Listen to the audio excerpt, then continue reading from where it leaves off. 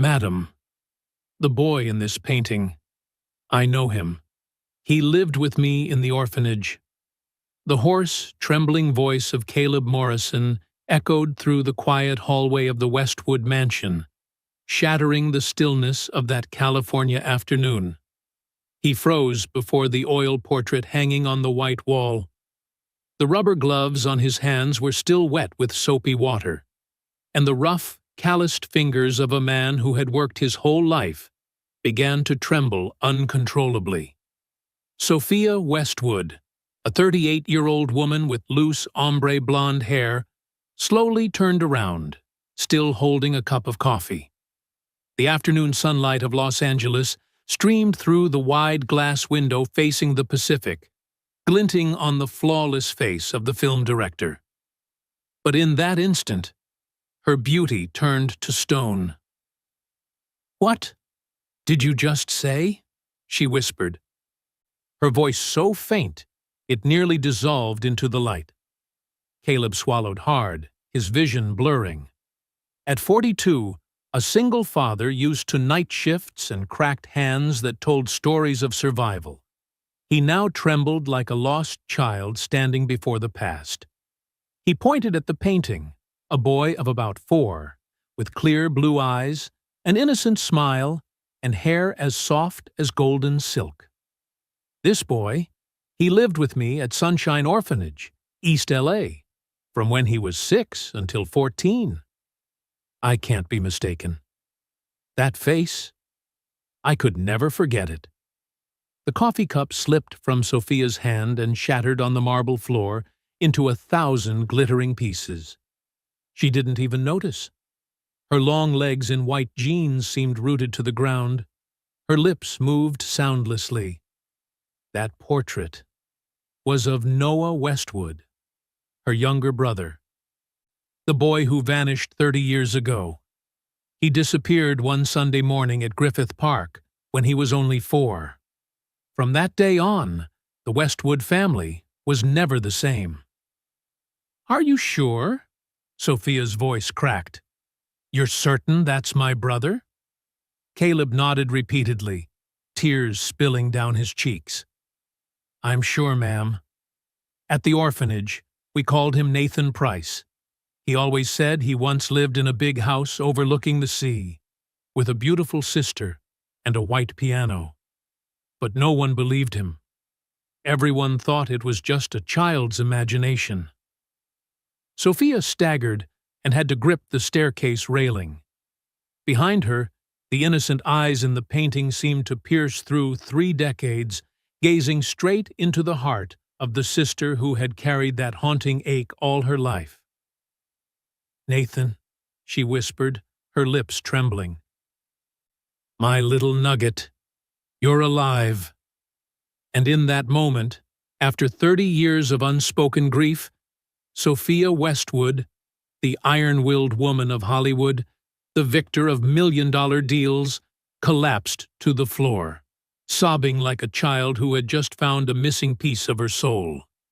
Caleb knelt beside her, his voice breaking. "Ma'am, I'm sorry. I tried to find him, but I couldn't." Thus begins the story of a woman who lost everything, and the poor man who unknowingly held the key to unlocking her past. If you've ever believed that memories can bring 2 lost souls back together, hit subscribe to see what happens next. But what really happened to Nathan during those missing years? And why is Caleb the only one who knows?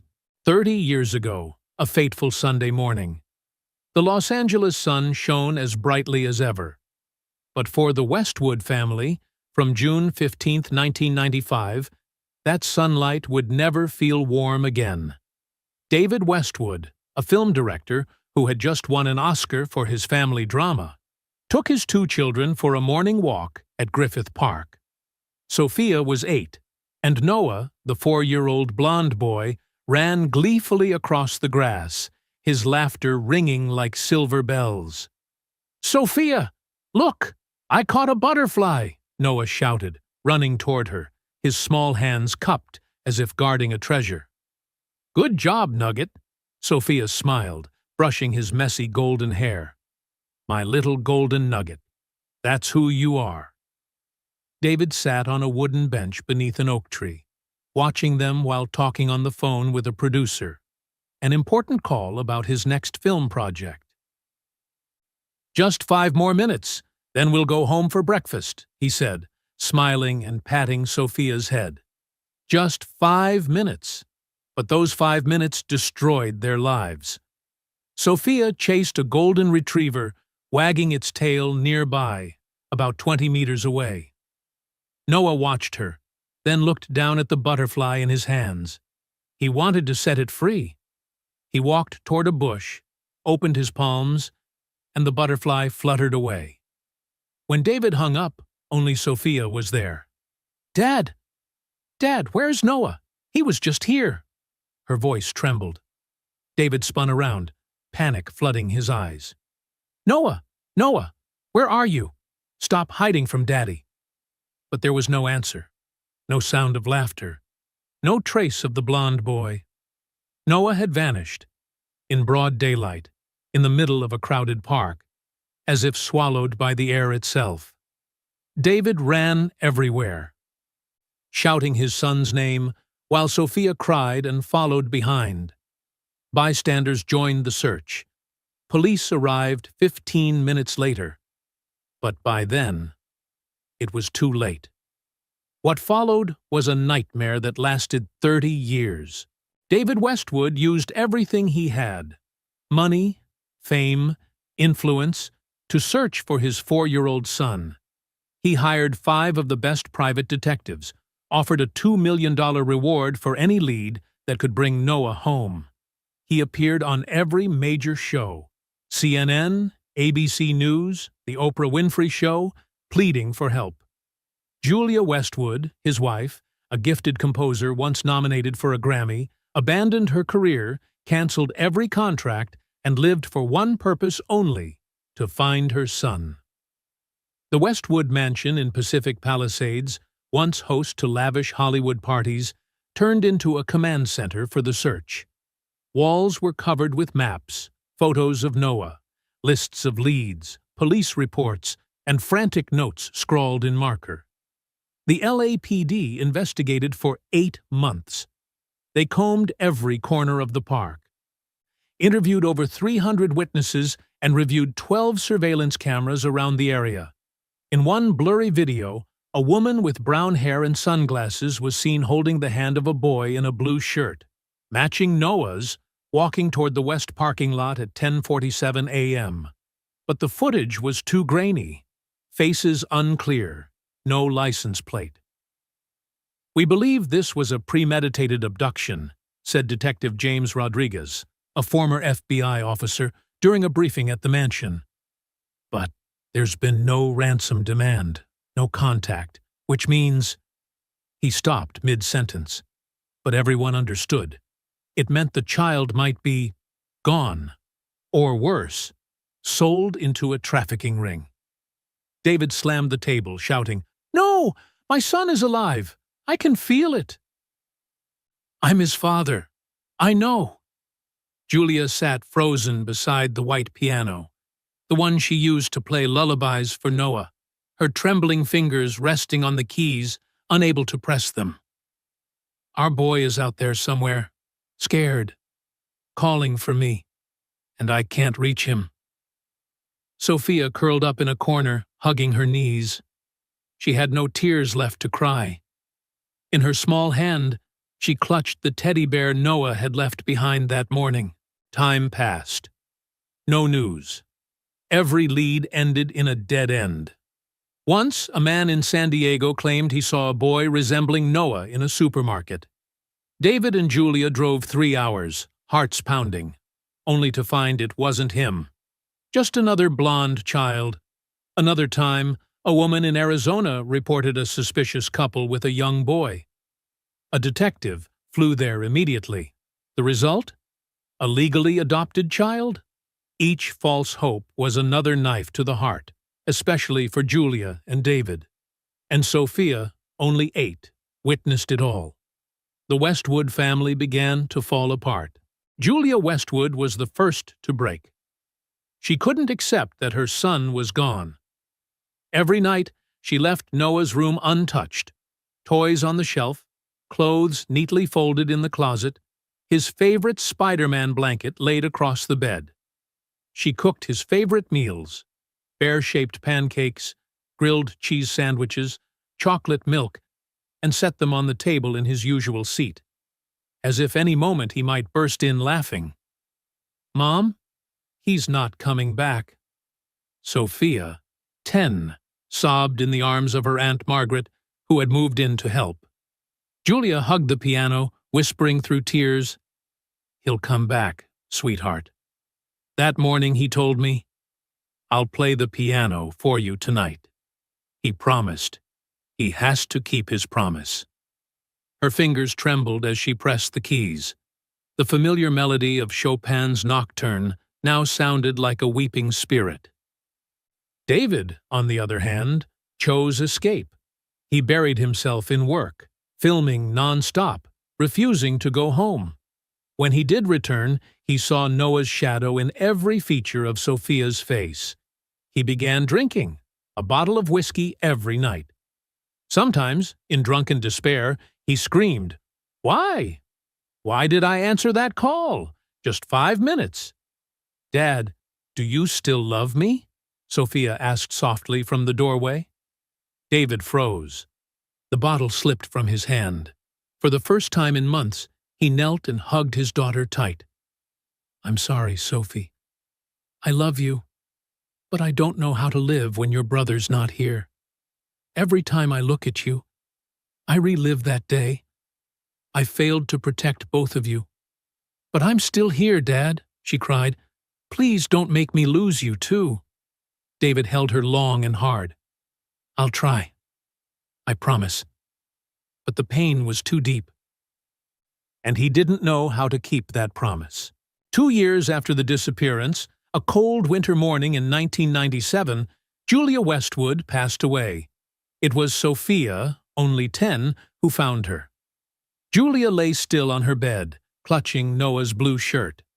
On the table, an empty bottle of sleeping pills and a hurried note. "My dearest Nugget, I'm sorry. I searched everywhere but couldn't find you. I'm so tired now. If there's another life, I'll find you again, and never lose you this time. I love you, forever. And my beloved Sophie, live for me and your brother. I'm sorry I wasn't strong enough." The newspapers called it an accidental overdose, but Sophia knew it wasn't an accident. At the funeral, she stood still before the coffin, dry-eyed. She placed Noah's teddy bear into her mother's hands and whispered, "Take care of him for me, Mom. When I find him, I'll come bring you both home." In that small, shattered heart, a silent vow was born. "I'll find you, little brother, even if it takes my whole life." After Julia's death, David tried to survive for Sophia's sake, but the pain had consumed him. He drank more, relied on painkillers, and slowly lost himself. Studios stopped working with the unstable director. Money ran out, spent on investigations and therapy. When Sophia turned 11, David had to sell his car, then jewelry, and finally considered selling the mansion. "Dad, we don't need a big house. I just need you." But he shook his head. "If I sell this house, Noah won't find his way home." With Aunt Margaret's help, they managed to keep the house, but not him. 3 years later, on a rainy night along Mulholland Drive, David's car veered off a cliff. Police said he was drunk. Family believed he chose to end it. Inside the car, they found an old photo, the 4 of them together on Christmas 1994. The last complete family portrait. Sophia, 13, became an orphan. At her father's funeral, she whispered quietly to the coffin, "Dad, did you find him yet? If you did, tell him I'm still searching. I won't stop After all that, Sophia was adopted by Aunt Margaret Thornton, a successful Hollywood screenwriter. Margaret loved her like her own daughter, but no one could replace her parents. Sophia grew up in silence, strong to the point of frightening. She excelled in school, graduated at the top of her class, and earned a full scholarship to USC's School of Cinematic Arts. No parties, no dating, just study, work, and writing. Professors called her the most gifted and most solitary student they'd ever taught. After graduation, Sophia started at the very bottom of the film industry, a production assistant. She worked 16-hour days, no weekends.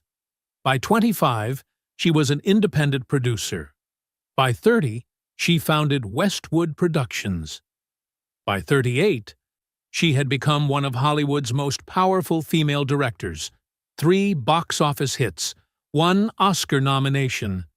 But behind the spotlight lived a heart that had never healed. Sophia never married, never loved anyone long enough. "I can't love when a piece of my heart is still out there somewhere," she once told her best friend, Jessica. Every year, on June 15th, Sophia returned to Griffith Park, standing at the exact spot where her brother vanished. "Nugget, I'm still looking for you. If you're alive, give me a sign. Just one sign." She hired detectives annually, spending millions on missing child organizations. Whenever there was even the smallest lead, Mexico, Toronto, Chicago, she flew there herself. Everyone a dead end. 30 years, over 150 leads. Not a single result. The Westwood mansion now housed only Sophia. A dust-covered white piano and a portrait of 4-year-old Noah on the wall. Each night, she sat before that painting, glass of wine in hand, eyes lost in the past. "Do you still remember me, Nugget? Are you still alive?" And then, on one seemingly ordinary afternoon, a janitor walked into her life. And from that moment on, nothing would ever be the same again. Caleb Morrison was born in 1983 in the small town of Prescott, Arizona. His father, James Morrison, was a carpenter. His mother, Linda Morrison, was a preschool teacher. They weren't wealthy, but that home was always filled with love. Caleb remembers evenings when his father taught him to build his first wooden box, and mornings when his mother baked, the sweet scent of vanilla drifting through the kitchen. That happiness didn't last. In 1991, when Caleb was 8, his parents died in a car accident on the road back from Flagstaff. A truck lost control and hit them head-on. Both died at the scene. Caleb, at home with his grandmother, got the news over the phone. He still remembers his grandmother's choked sobs, the way his legs suddenly went weak, and how he couldn't breathe. His grandmother tried to take him in, but she was 75, had heart disease, and no longer had the strength. Caleb's uncle in Texas already had 4 children and couldn't take another. Arizona Social Services had to step in. A caseworker named Karen Phillips came to the house, spoke with his grandmother, then knelt in front of the boy. "Caleb, you're going to a new place. There will be lots of kids there. They'll take care of you." "I don't want to go. I want to stay with Grandma." His grandmother hugged him tightly, tears streaming down her face. "I'm sorry. I don't have the strength. But I'll come visit." She never could. 6 months later, she died of a heart attack. At 8 years old, Caleb became completely orphaned. In September 1991, Caleb was taken to the Sunshine Orphanage in East Los Angeles, California. Sunshine wasn't the worst, but it wasn't good. A 3-story, run-down building with peeling paint and a leaky roof. 80 children crammed into dorm rooms of 10 to 12 beds. The food kept you full but was bland.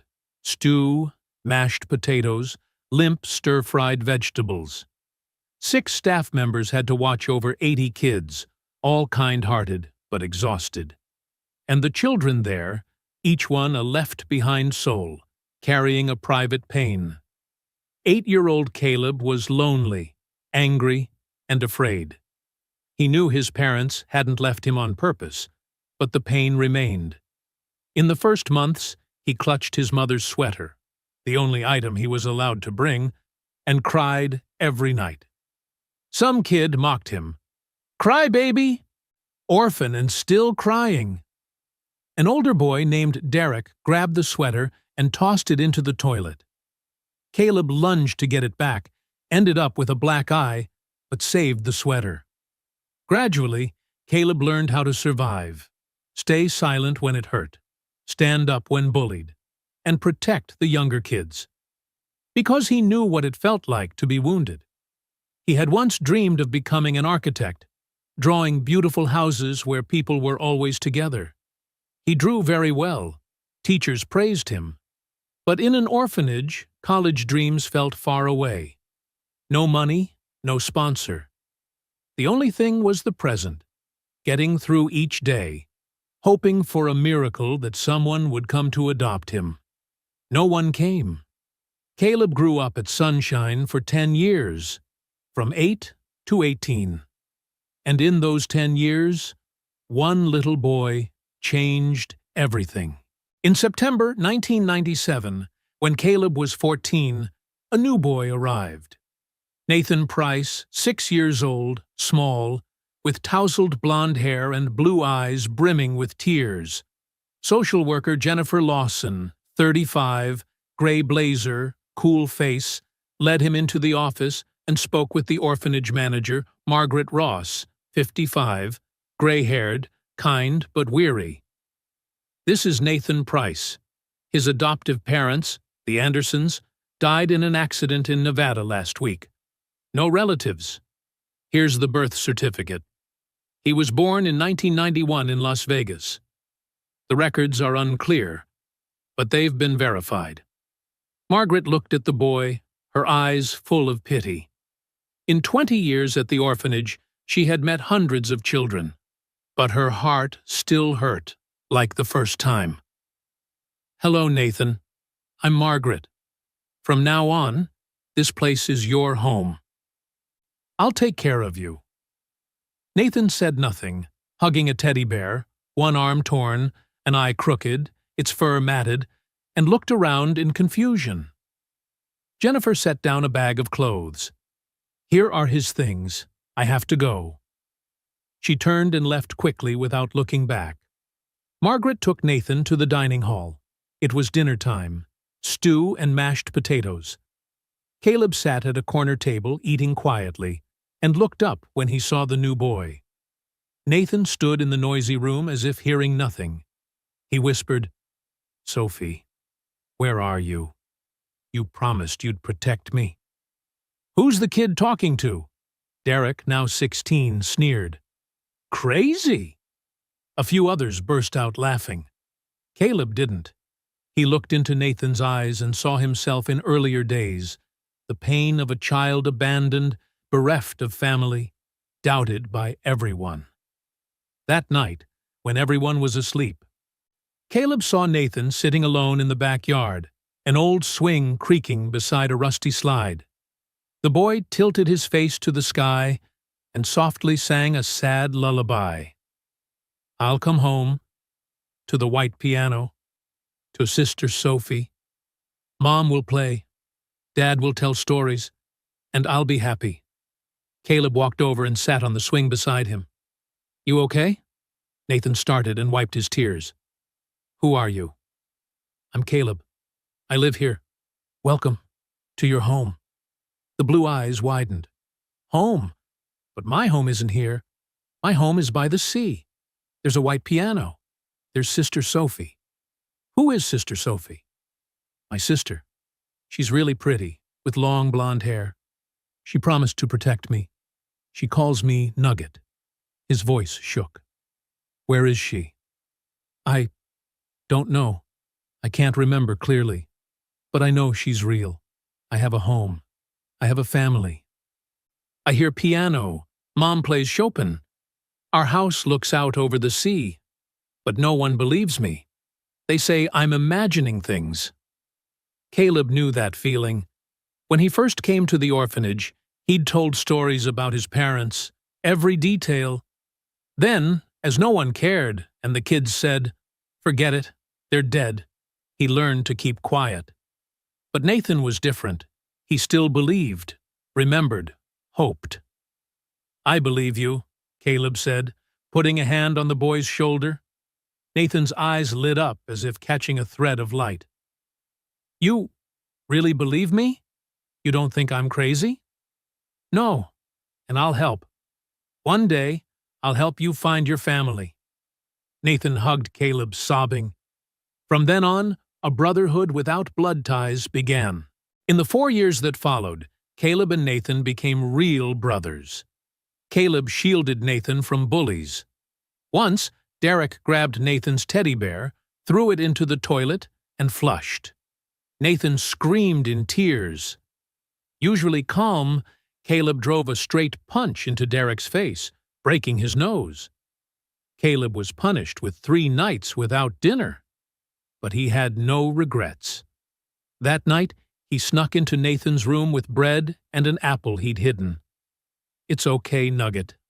I'll always protect you." "Nugget?" Nathan blinked. "You called me exactly what Sister Sophia calls me." Caleb smiled. "Because you deserve that nickname. You're a precious golden nugget to me." Nathan laughed, his first laugh since arriving at the orphanage. "You're so much like Sophie. You're as kind as she is." Caleb had fished out the teddy bear, washed it, and stitched the torn arm. "Here, I fixed it." Nathan hugged it tight, tears rolling down. "Thank you. You're the best person I've ever met, besides my family." Caleb shared his meals whenever Nathan was hungry. He taught Nathan to read and write when he started 1st grade, patiently pointing out each letter. Every night, Caleb told stories he made up himself. Brave princes finding their way home. Most importantly, he always listened to Nathan's family stories, even when others called them delusions. "I have a house by the sea, blue waves, a very big white piano. My mom plays nocturnes. My dad makes films about families. My sister Sophie is 8, always holding my hand, singing to me, calling me Nugget." "Why don't you go home?" Caleb asked once. "I don't remember the way. I only remember my name is Noah. But now everyone calls me Nathan. I don't understand why. I remember warmth, the sound of the piano. Then a woman with sunglasses took me away. I don't remember her face. After that, I had adoptive parents, the Andersons. They were very kind. But then they died, and I ended up here." Nathan drew a lot. The house by the sea, the white piano, a long-haired woman at the keys, a little girl holding a boy's hand and looking out at the ocean. Caleb kept every drawing and taped them to the dorm wall. "You'll go home someday, Nugget. I believe it. When you do, you have to take me to see the real house. But now I have you. You're my family." Nathan hugged Caleb. "And you're my little brother. Always." In 2001, Nathan turned 10 and Caleb 18. Time to age out per California law. He got a construction job at a small company, $12 an hour. He rented a room in East LA for $400 a month. 1 bed, a hot plate, shared bathroom. Caleb had a plan. Save for 2 years, rent a 2-bedroom apartment. When Nathan turned 12, he would apply to foster and adopt him. On the day Caleb left, Nathan cried his heart out. "Don't leave me. You're the only one I have. I'm scared."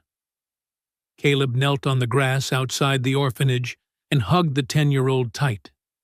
His own tears fell. I'm not leaving you, Nugget. I'll visit every week.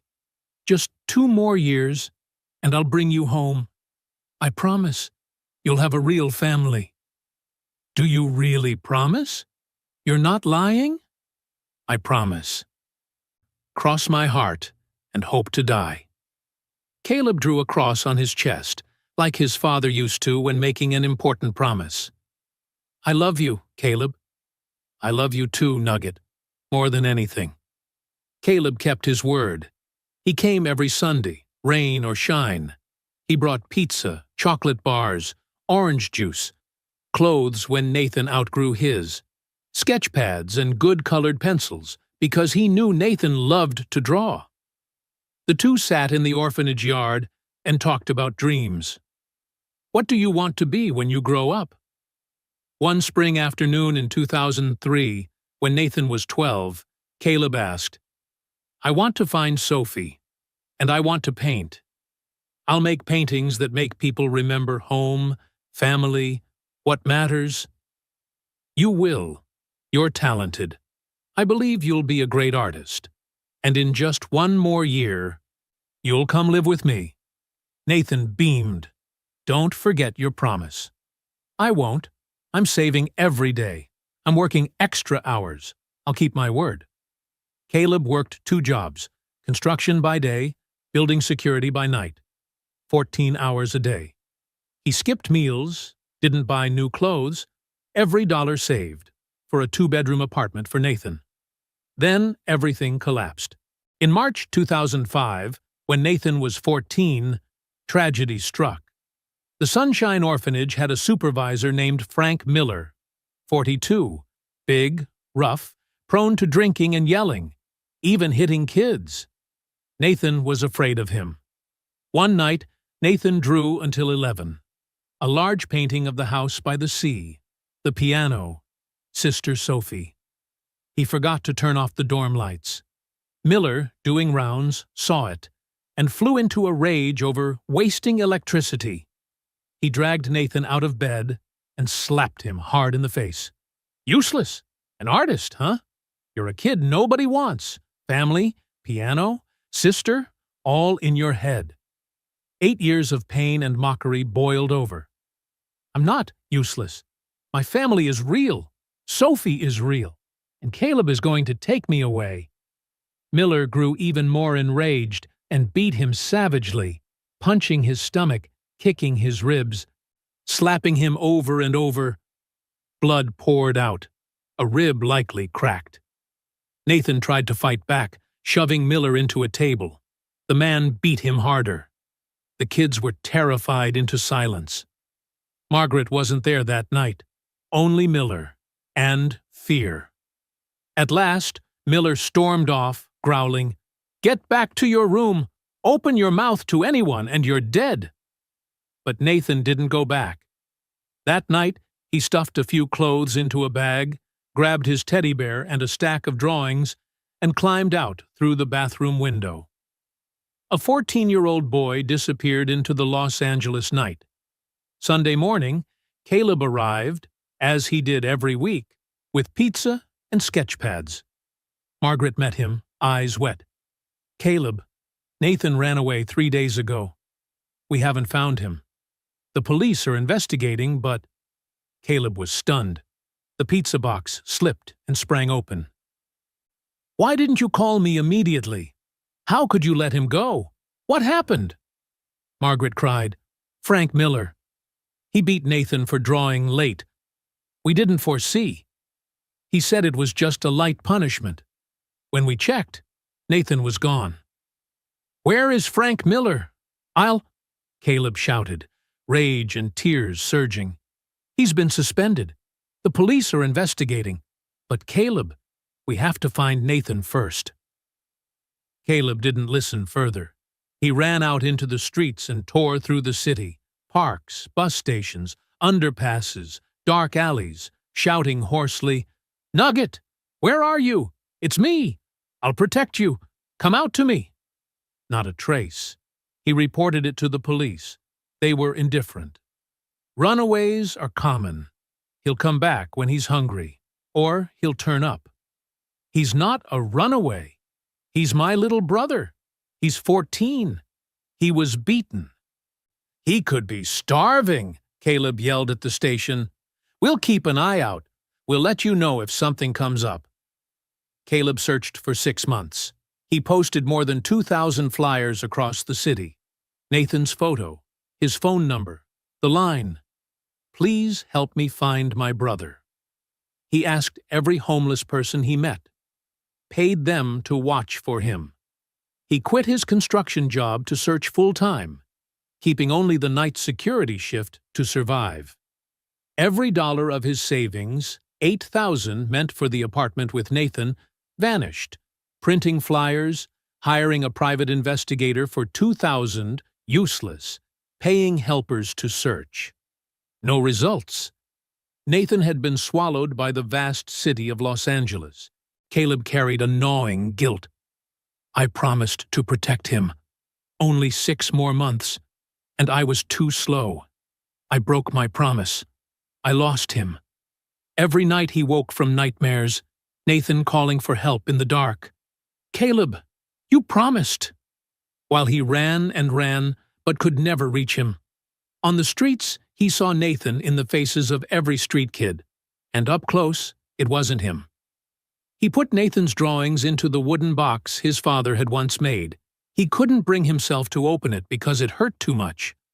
But on the loneliest nights, he did open it, looked at each line, the piano, the seaside house, the long-haired girl holding the boy's hand, and whispered, "Nugget, where are you?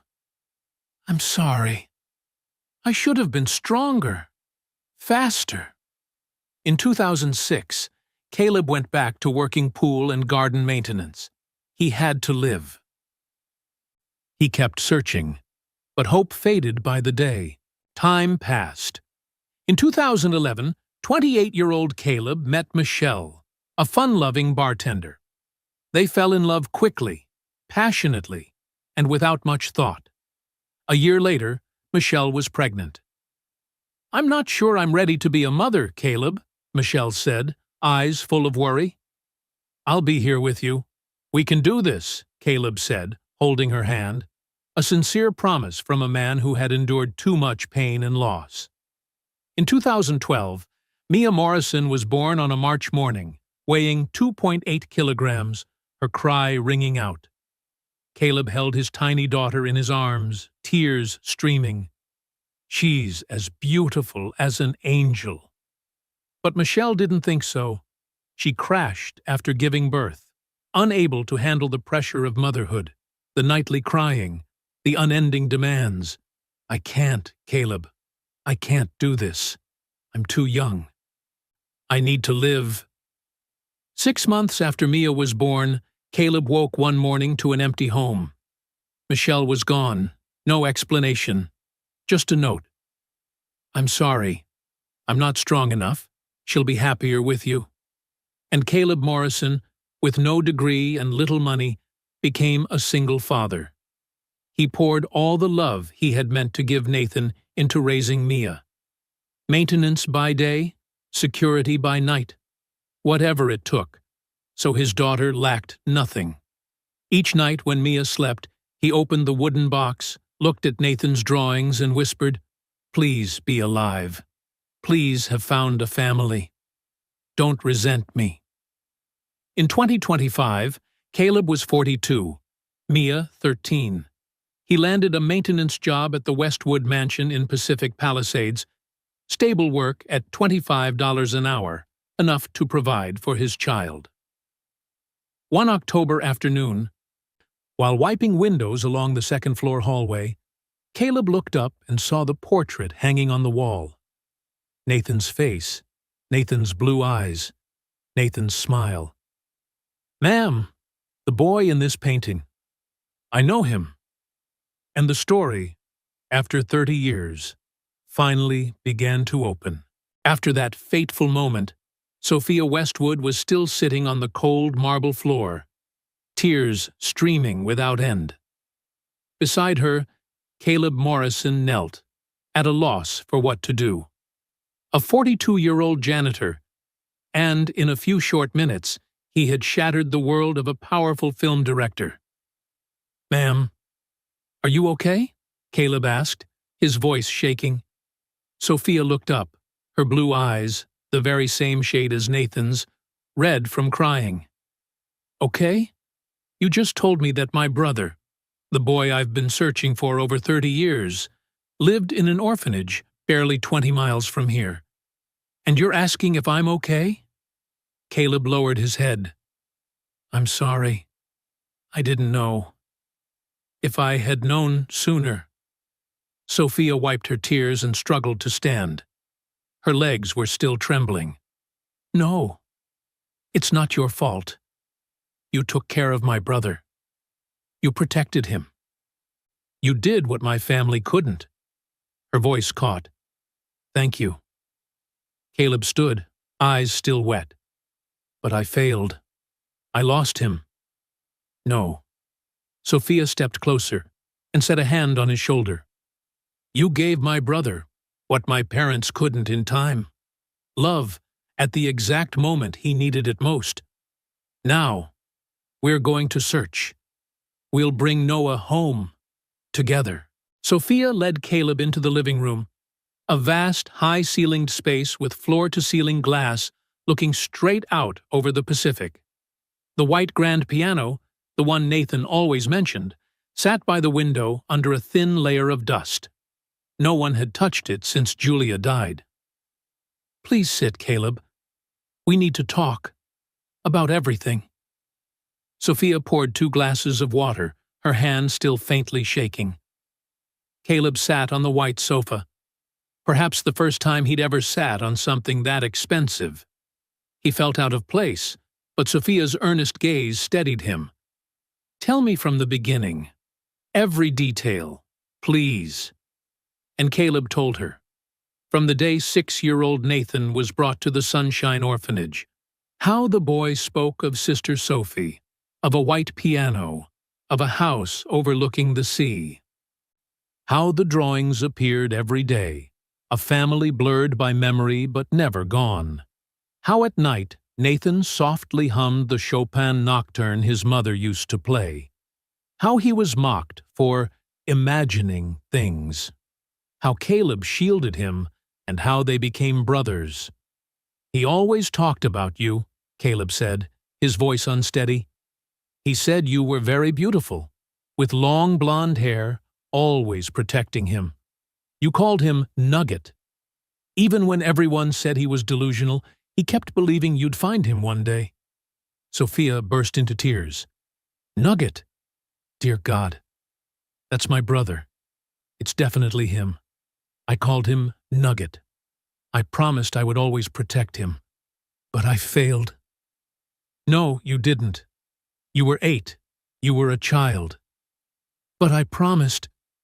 Sophia covered her face and sobbed. When they had both calmed, Sophia asked, "You said Nathan ran away from the orphanage at 14. What then? Did you have any leads?" Caleb shook his head, tears rising again. "I searched for 6 months, posted flyers, asked everywhere, but there was no trace.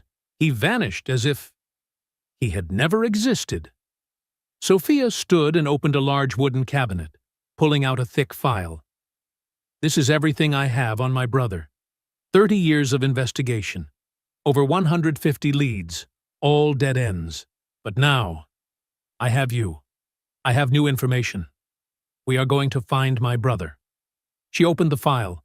Hundreds of pages, police reports, photos, maps, witness lists. In the middle lay an old sheet, a child's pencil drawing, a house, a piano, 2 people holding hands. Beneath it, a scrawled line. "I am Noah." "Wait." Caleb stared at the drawing. Heart pounding. "What's your brother's name?" "Noah. Noah Westwood. Why?" "Nathan said that when he was little he was called Noah. But when he entered the orphanage, his name became Nathan Price. When I asked why the change, he said he didn't remember, only that someone had changed everything." Sophia shivered. a name change, forged papers. This was a conspiracy. Someone abducted my brother deliberately. Not for ransom, but to sell him. Sophia immediately called James Rodriguez, the former FBI detective who had stood with the Westwood family for 3 decades. He was 68 now, retired, but still following the case closely. "Sophia? What's going on?" His voice was old but steady. "James, I've found someone who knows about my brother. He lived in an orphanage, under the name Nathan Price, at Sunshine, East L.A., from 1997 to 2005. A beat of silence. Then his voice wavered. "What? Sophia? Are you certain?" "More certain than ever. I need you here, right now." "I'm on my way." James hung up. 45 minutes later, James Rodriguez arrived at the Westwood mansion. Tall, silver-haired, face etched with lines, but eyes still keen.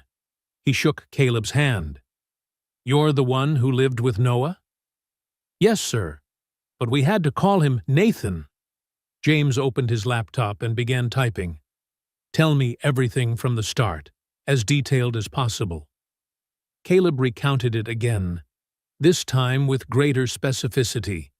The day Nathan entered the orphanage, the woman who brought him, Jennifer Lawson, the fake birth certificate listing Nevada, the adoptive Anderson's fatal accident. James typed quickly. "Jennifer Lawson. I remember that name. She was a social worker in L.A. in the 1990s. There were many questionable reports, children removed, messy files. But we were never able to charge her." "You think she was involved?" Sophia asked. "Highly likely. If she brought Noah, under an alias, into the orphanage with forged documents, she was certainly a link in the chain." James flipped through old files. "In 1995, when Noah was abducted, we had a blurry camera clip of a brunette woman in sunglasses holding the hand of a boy in a blue shirt. We couldn't identify her. But now—" He pulled out a photograph from 1997. Jennifer Lawson at a social services conference. Brown hair, a build nearly matching the woman in the video. "It's her," James concluded. "I believe so. We need to find her," Sophia said. "She might know where Noah is." James typed into his computer. "Jennifer Lawson. Let me check." 10 minutes later, he shook his head. "She died in 2018, lung cancer. But she has a daughter, Rebecca Lawson, 40 years old, lives in Santa Monica." "We need to speak to her," Sophia said, "but we have to be cautious. If she knows what her mother did, she might refuse to cooperate. Or worse, alert others in the network." Sophia stood. "I don't care. I'm going to see her. Right now." "Sophia, wait. We need a plan." 30 years, James. I've waited 30 years. I can't wait another second." That afternoon, Sophia, Caleb, and James drove to Santa Monica, to a small apartment near the beach. Rebecca Lawson opened the door, a 40-year-old woman with brown hair and a weary face. Seeing them, she flinched. "Who are you?" "I'm Sophia Westwood. This is Detective James Rodriguez and Caleb Morrison. We want to ask about your mother, Jennifer Lawson." Rebecca turned pale. My mother is dead. What do you want?" "We want to know about a boy named Noah Westwood. Your mother abducted him in 1995, and we believe you know something." Rebecca stepped back, trembling. I don't know." "Please," Sophia stepped forward, tears filling her eyes. "Noah is my brother. He was kidnapped when he was 4.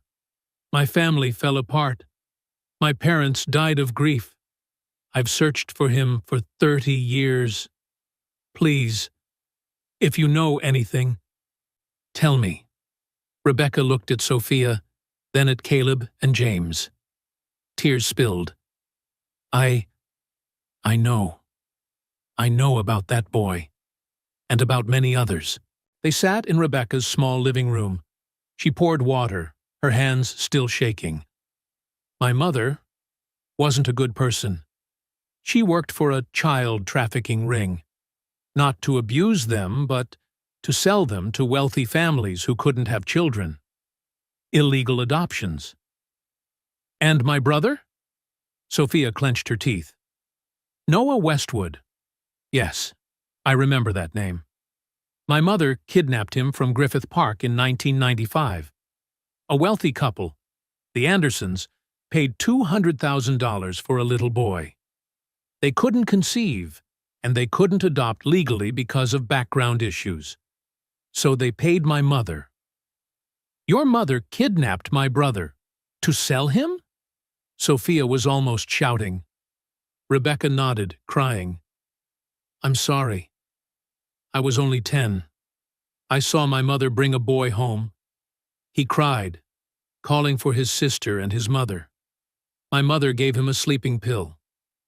3 days later, the Andersons came. They paid the money and took him away. My mother redid the paperwork. He became Nathan Price, born in Nevada, an orphan. But the Andersons died in 1997, Caleb said. Nathan, Noah, was sent to the orphanage. Yes, Rebecca nodded. They died in an accident. My mother had to handle the boy. She couldn't let him tell the truth, so she placed him in the orphanage with forged documents, hoping time would erase his memories. He was little. She thought he would forget. But my brother didn't forget, Sophia whispered. No. And it haunted my mother until the day she died. James scribbled notes rapidly.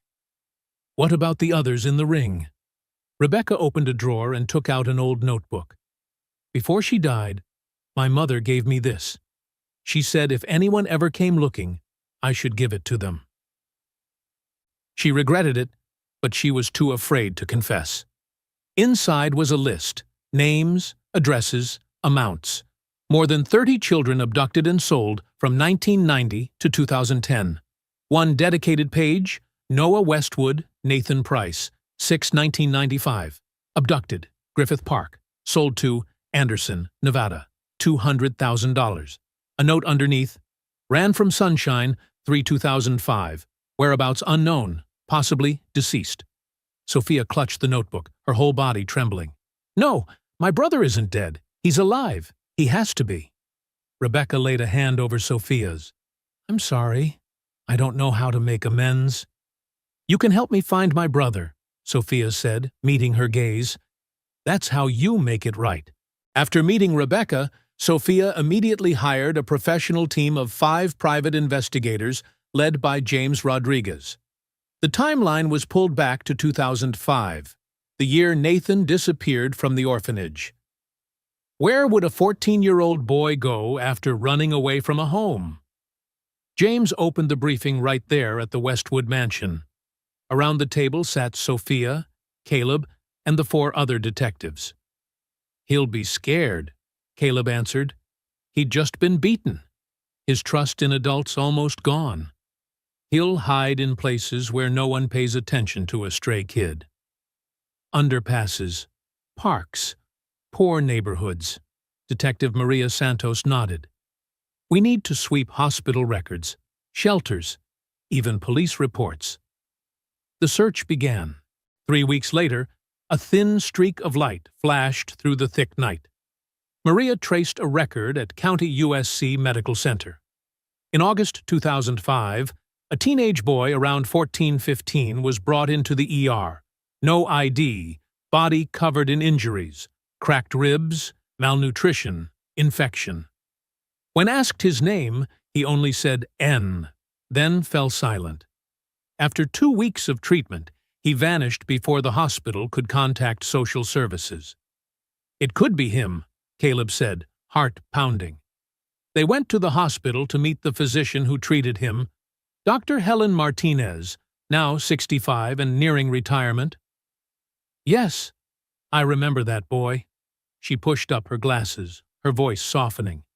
He spoke little, very closed off, but he drew, on chart paper, on napkins, a house, a piano.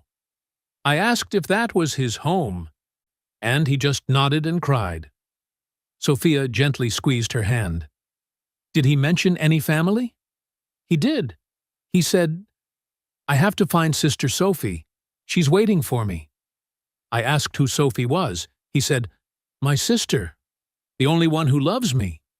Then he asked how to find a missing person. I told him to go to the police, but he was afraid. He said they'd send him back to a terrible place. She sighed. One night, he climbed out the window and disappeared. He left a note beforehand. I still have it. Dr. Martinez opened a drawer and took out a yellowed sheet of paper, the shaky handwriting of a child. Thank you, Doctor. I have to go find Sister Sophie. I am Noah Westwood. If anyone looks for me, please tell them I'm sorry for being missing so long. The paper trembled in Sophia's hands. Tears fell onto the words. You still remembered your name? You were still looking for me? Caleb's throat tightened. He never forgot. He never, ever forgot. The next trace led them to a homeless shelter in downtown L.A.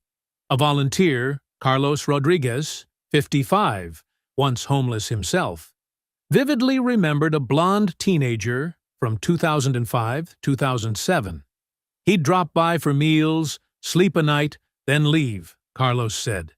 Very quiet, but he'd draw for the kids here. Beautiful work. He said he drew to remember home. Did he talk about family? Sophia asked. Yes. He said he had a sister named Sophie and was looking for her. But he didn't know where to start. No papers, no money. I told him to go to the police. He refused. Adults hurt me. I don't trust anyone, he said. When did you last see him? James asked. Around 2007, 2008. He said he'd head north. Said maybe his sister was there. I gave him $50 and a warm jacket. He thanked me and never came back. The investigative team widened the circle to San Francisco and nearby cities. 2 more months passed, and another piece surfaced. In 2010, a young man around 19 was brought to San Francisco General after a motorcycle accident. Severe injuries, broken leg, concussion, no ID. In his pocket was a slip of paper, a drawing of a house, a piano, and the word Sophie. That's my brother, Sophia choked as she reviewed the file. It's definitely him. They met Dr. William Chen, the attending physician, now 60. I remember that young man. He was in a coma for 3 weeks. When he woke, he had partial amnesia. Couldn't recall his full name, no address. He kept repeating, "Where is Sophie? I have to find Sophie." We tried to help, but without documents, there was nothing to query. How long did he stay? James asked. 3 months. We treated his injuries and tried to jog his memory. Gradually, he recalled fragments. The name Noah, a seaside house, a piano. We notified police. They cross-checked missing persons, but nothing matched. The Noah Westwood file was too old, and at 19, he looked nothing like the photo of a 4-year-old boy. Where did he go? Sophia's voice shook. Upon discharge, he said he'd keep looking for Sophie. He worked at a nearby cafe to get by. I'd see him occasionally. He sold drawings at Fisherman's Wharf, very skilled. Then one day, gone. The owner said he quit, said he'd head south. Another lead, in 2015 at Venice Beach, a street artist appeared selling hand-drawn paintings.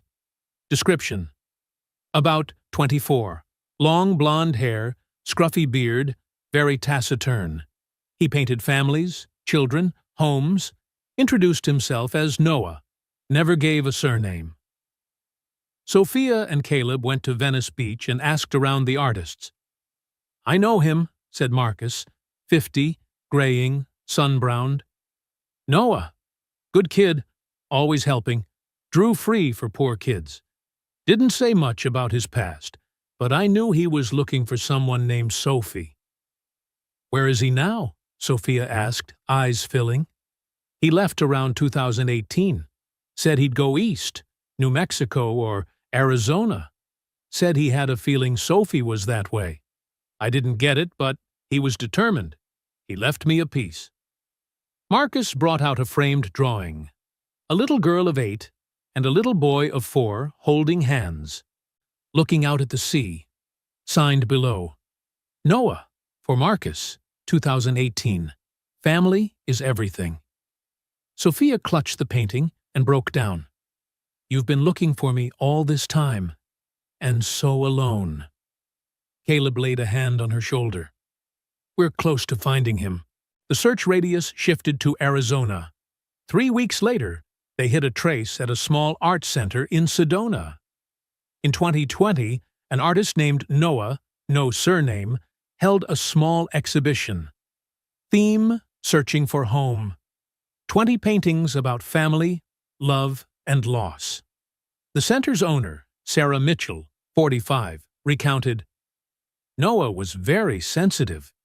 He said he'd been separated from his family as a child, that he painted to remember them, and hoped one day they'd see his work and recognize him." "Is he still here?" Sophia asked, her voice trembling. "No. He left in 2022, said he'd return to California. He said he had a dream. His sister was looking for him. He had to go back. He left an email address. Let me check." Sarah opened her computer. "Here it is. noahfindinghomeeggmail.com. I sent a few messages, but after 2023 there was no reply. James wrote down the email. We'll trace it." With a tech specialist's help, they tracked it. The account was last logged in May 2025 from an IP address in Los Angeles. "He's back in LA," James concluded. "He's here, right now." The IP led to a small internet cafe in Echo Park. The owner, a young man named David, recognized a long-haired blond man, about 34, who often used the computers. "What did he do online?" Sophia asked. "Searching," David replied, typing Sophia Westwood, Noah Westwood missing, and looking up missing child cases. He looked so sad. I asked if he needed help. He just shook his head. "Has he been in lately?" "No. Last time was in June. He said he'd go to places my sister might see my paintings." I didn't quite get it. Sophia pondered. Places, with exhibitions, farmers' markets, public spaces. James nodded. "Exactly. We need to canvass art fairs, street exhibits, anywhere artists sell." They fanned out across Los Angeles. Markets, art fairs, street corner galleries. 2 weeks with no results, and despair crept into the corners of Sophia's eyes. "Where are you? Where are you?" She sat on the sand at Venice, eyes on the ocean. Caleb sat beside her, exhausted but steady. "We'll find him. I promise." 30 years, Caleb. 30 years I've searched. Now I know he's alive, know he's somewhere near. And I still haven't seen him. Don't give up. Nugget is looking for you, and you're looking for him. You two will meet. I believe it. One weekend in November 2025, Sophia's phone rang. Jessica, her best friend.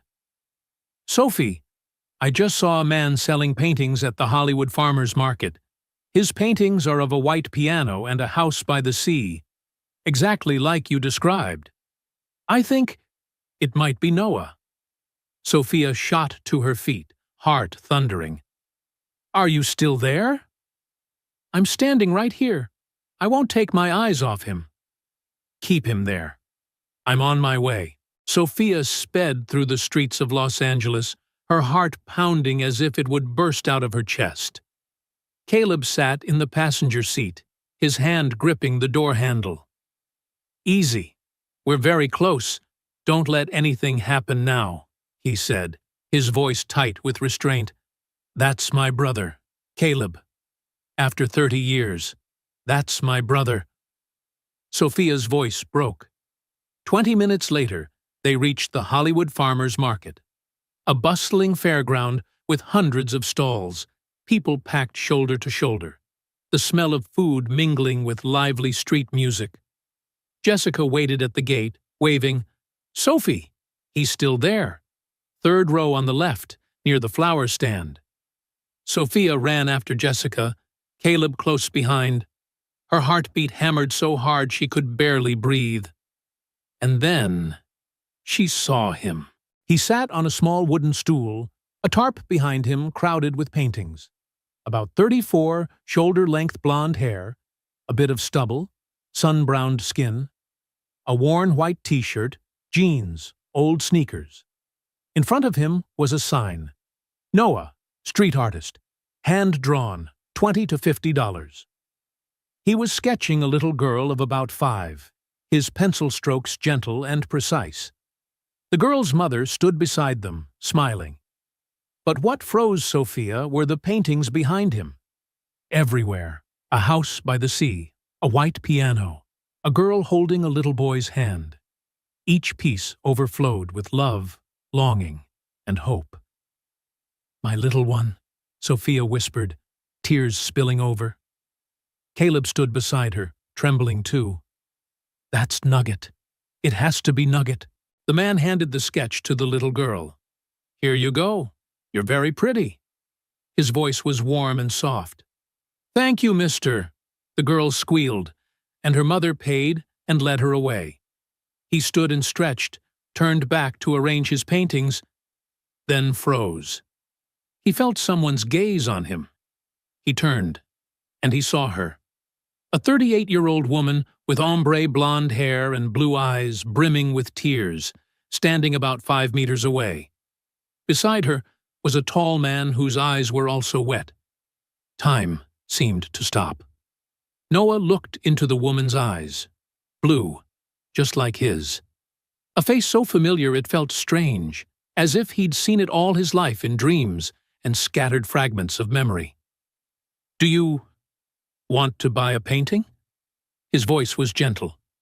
Sophia took step after trembling step. "Noah. Nugget. Is that you?" Noah edged back half a step, confused. You know my name? Who are you?" "You are Noah Westwood. You were kidnapped on June 15th, 1995, at Griffith Park when you were 4. You have an older sister named Sophia. I call you Nugget. Mom played Chopin nocturnes. Dad was a director. Our house looks out over the sea, with a white piano. And I am Sophia. I've been looking for you for 30 years. Noah stood motionless. Tears burst forth. In his mind, flashes. A little girl holding his hand, the sound of a piano, the smell of the ocean, warm sunlight. Sophie, he choked up. I've been looking for you. My whole life. And I've been looking for you. My whole life." Sophia threw her arms around Noah. He hugged her back, sobbing. "This isn't a dream, is it?" "No, sweetheart. This is real." "My Nugget, you're home." They held each other in the middle of the crowded market. Passers-by stopped, not understanding, but seeing love. They saw two people who had been lost for far too long finally find each other. Caleb stood a few steps away, hesitant to intrude. He simply watched, crying, seeing the boy he had loved like a brother, now a grown man. Noah slipped from his sister's embrace and spotted Caleb. He startled. "Caleb?" Caleb nodded, tears streaming. "Nugget, I looked for you. I'm sorry I lost you." Noah let go of Sophia and rushed to hug Caleb tightly. "You still remembered me. You still looked for me. I never forgot. Not for a single day," Caleb said, weeping like a child. "I promised I'd protect you and No." Noah shook his head, meeting his eyes. "You gave me love when I needed it most. You taught me to hope. You're the best brother I could have had. And you helped Sophie find me. You didn't fail. You're my hero." The three of them stood there, holding one another. 30 years of brokenness, mended in a moment. That afternoon, Sophia brought Noah back to the Westwood mansion. Caleb came too. He belonged to this story. Noah stepped into the house, his eyes roaming, strange yet familiar. "I used to live here?" "That's right, sweetheart. This is our home," Sophia said, guiding him into the living room. Noah saw the white piano. He stepped over and laid his hand on the keys. Fingers accustomed to brushes touched the instrument, and memories burst open. He remembered. Mom sitting here playing Chopin, Dad standing by with a smile, Sophia holding his hand and softly singing. "Mom, Dad, where are they, Sophie?" His voice trembled. Sophia put her arms around him, tears falling again. "They are gone, love. The pain of losing you was too great. But I believe, wherever they are, they're looking down and smiling because we're together again." Noah sank to his knees before the piano and broke down. "I'm sorry. I tried to find my way home, but I couldn't remember." "It was never your fault." Sophia knelt and embraced him. "You were a victim, and now you're home. I will never let you go again." Caleb stood in the doorway, looking at the siblings, his heart full. Joy for Nugget having his family back. A sharp ache for the years the boy wandered alone. Noah stood and took Caleb's hand. "Caleb, you're my family too. My brother. Always." Caleb hugged Noah. "Always, Nugget." In the next 2 months, Noah moved into the Westwood mansion. He began trauma therapy, and the buried pieces of memory returned one by one. His parents' faces, the peaceful days before the abduction. Sophia took Noah to visit their parents' graves. He knelt and laid flowers. "Mom, Dad, I'm home. I'm sorry I'm late. From now on, I'll live happily on your behalf." Sophia squeezed his hand. "They'll be proud of us, Nugget." Noah held his first solo exhibition, this time with a name, a family, an identity. Title: Finding Home, a 30-Year Journey. 50 paintings telling the story of his life. Loss, loneliness, hope, and reunion. Caleb and his daughter Mia attended the opening. Mia called him Uncle Noah, and Noah called her my little niece. They became a bigger family. Sophia founded the Finding Nugget Fund to support families with missing loved ones. Resources, financing, a professional detective team. In the first year alone, the fund helped 12 families reunite. Noah became an ambassador for organizations combating child trafficking. He told his story not to garner pity, but to offer hope. "If I could find my sister after 30 years, you can find your loved one too. Don't give up." One summer evening in 2026, the whole family gathered at the Westwood mansion. Sophia, Noah, Caleb, Mia, Aunt Margaret, Detective James, and a few close friends. Noah sat at the white piano. For the first time in 30 years, he played. Sophia had hired a teacher, and he improved quickly, as if music had always slept within him. He played a Chopin nocturne. The melody, tender, sorrowful, and beautiful, filled the room. Sophia sat beside him, her hand on his shoulder. Tears fell, but this time they were tears of joy. When the final note landed, Noah turned and smiled. "Sophie, I'm home. And I will never let you go again, Nugget." Caleb stood by, his arm around Mia, looking at the boy he once knew, now a whole man. Loved. He whispered, "I kept the last promise, Nugget. I helped you come home." This story is not just a journey to find a missing loved one. It is love that doesn't give up, hope that lives in the darkest days, a promise even after 30 years, that can still be kept. Sophia Westwood searched for her brother for 3 decades and did not surrender.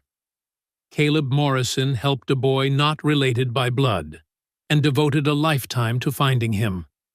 And Noah Westwood, though kidnapped, nameless, wandering for 20 years, never forgot the sister who promised to protect him.